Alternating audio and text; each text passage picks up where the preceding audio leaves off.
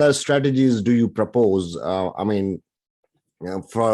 normal W-2 folks, who have husband, wife working, what are the different strategies do you propose? The active, just a little bit on the active side, just so we cover that, and then I'll go on to the passive side. So there's another strategy out there called the short-term rental loophole. Now, to back it up just a little bit, all rental activities are passive under the tax code, like we've kind of just been mentioning, unless you're a real estate professional. However, there is a special rule that if you have a property with an average stay of 7 days or less, right, then it's not considered a quote unquote rental activity anymore.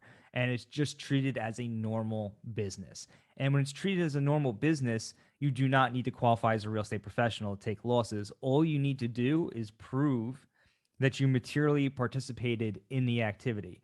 And to do that, you could meet one of 7 tests. However, there's really 3 that most people really need to be concerned about.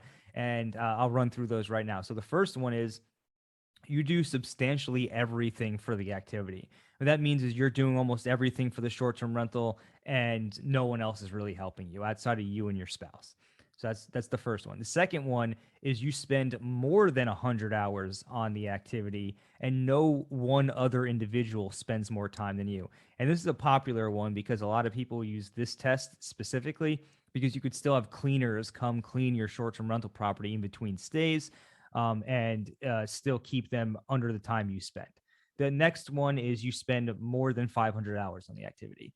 If you spend more than 500 hours on your short-term rentals, then they're non-passive, and that's it. It's just that simple. It doesn't matter how much time anybody else spends. So if you're able to maintain an average stay of 7 days or less on a short-term rental property and meet one of these 3 tests I just mentioned, then your losses from the short-term rental will be non-passive, and then they can offset your active income as well. So that's another strategy people can use, because the bar is much lower. You don't need to spend more than half your total working time or even 750 hours in the real estate business to make that work. So it seems like short-term real estate rental is actually opening up the space for a lot of professionals, those who are in Airbnb space, right? And they are able to achieve all the depreciation benefits, without going through the hassle of becoming RPS, real estate professional.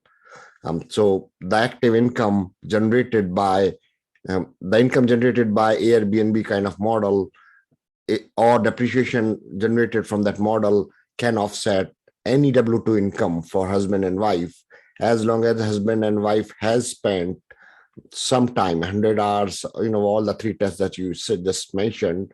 Or if they spend more than 500 hours, then obviously the whole thing can be the test passes. So